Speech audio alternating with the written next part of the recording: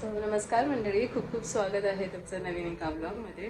आणि आता सकाळचे वाजले आहेत पुढे घड्याळ 6 वाजलेत आणि आमची सगळी तयारी झाली. आम्ही निघालो आहोत गावी गणपतीसाठी. प्रवास कसा असेल हे मी तुमच्यावर नक्की शेअर करेन.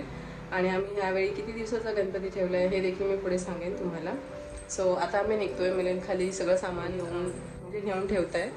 आणि येस, पुढचा प्रवास कसा असेल ते सगळं मी तुमच्यावर शेअर करेन.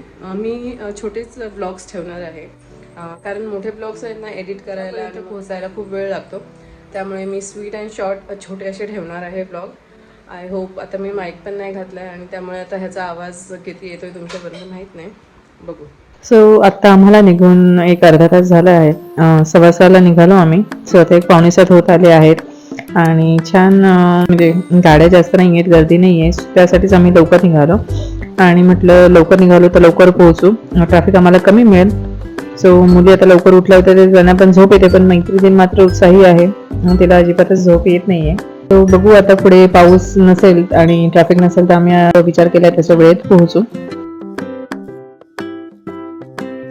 आणि ह्यावेळी आम्ही 3 दिवस आधीच निघतो आहोत, कारण लास्ट टाइम जेव्हा आम्ही निघालो होतो गेल्या वर्षी तेव्हा ट्रॅफिकमध्ये एक्स्ट्रा गाड्या ज्या सोडल्या होत्या महामंडळाच्या, त्यामुळे खूप ट्रॅफिक झालं होतं. आम्हाला जवळजवळ 28 तास लागले होते पोहोचायला.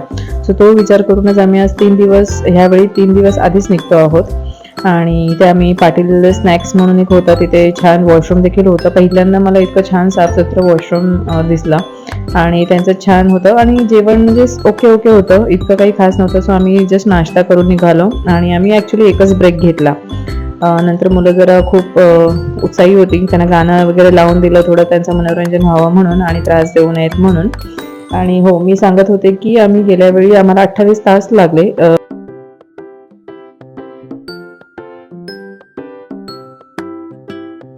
एक्स्ट्रा गाड्या सोडल्या होत्या, त्यामुळे आम्हाला खूप ट्रॅफिक लागला. आणि ह्यावेळी देखील सोडलं, पण आम्ही नंतर ऐकलं, आम्ही इथे पोहोचलो आणि नंतर आमचे जे काही नातेवाईक होते, जे गावावर येणार वगैरे होते, त्यांच्याकडून आम्हाला कळलं की ट्रॅफिक नंतर होता.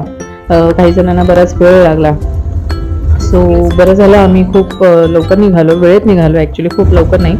आणि छान निसर्गरम्य वातावरण होतं. खूप छान धबधबे देखील आम्हाला मध्यंतरी म्हणजे दिसत होते, छोटे छोटे धबधबे जे ऑन द वे लागतात ते.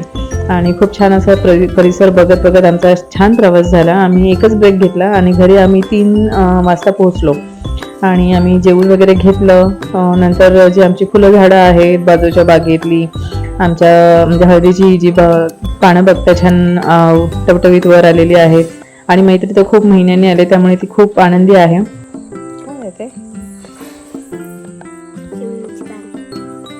आम्ही थोडं आल्यावरती वेळ घालवला झाडांसोबत.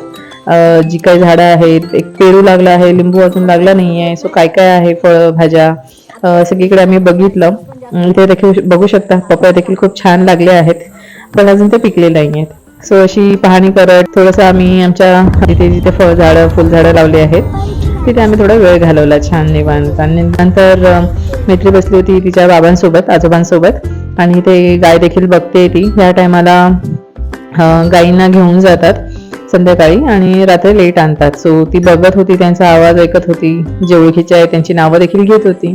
इथे मिलिंदचं काम देखील होत होतं, कारण त्या दिवशी काम होतं मिलिंदचं, त्याने थोडंसं करून घेतलं आणि नंतर कामाला देखील बसले.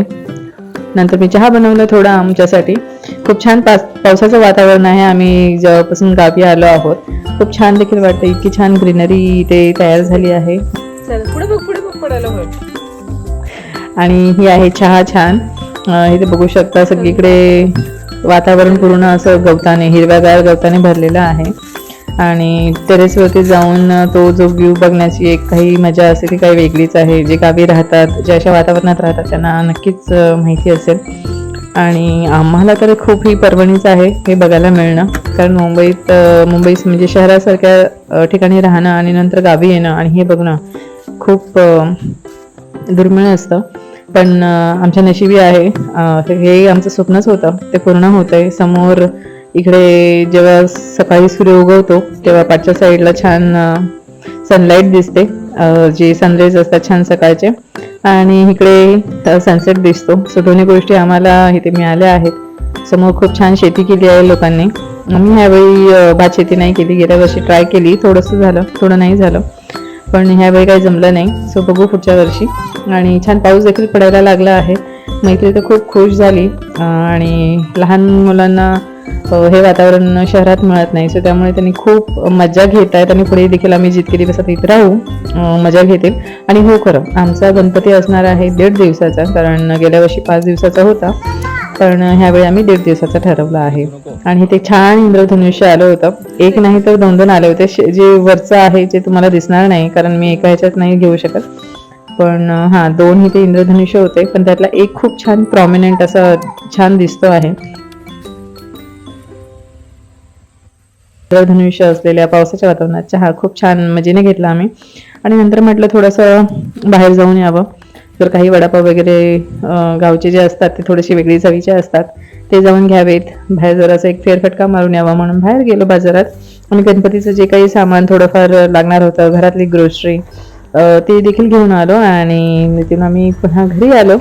थोडासा फेरफटका खूप बस असतो, छान फ्रेश करतो.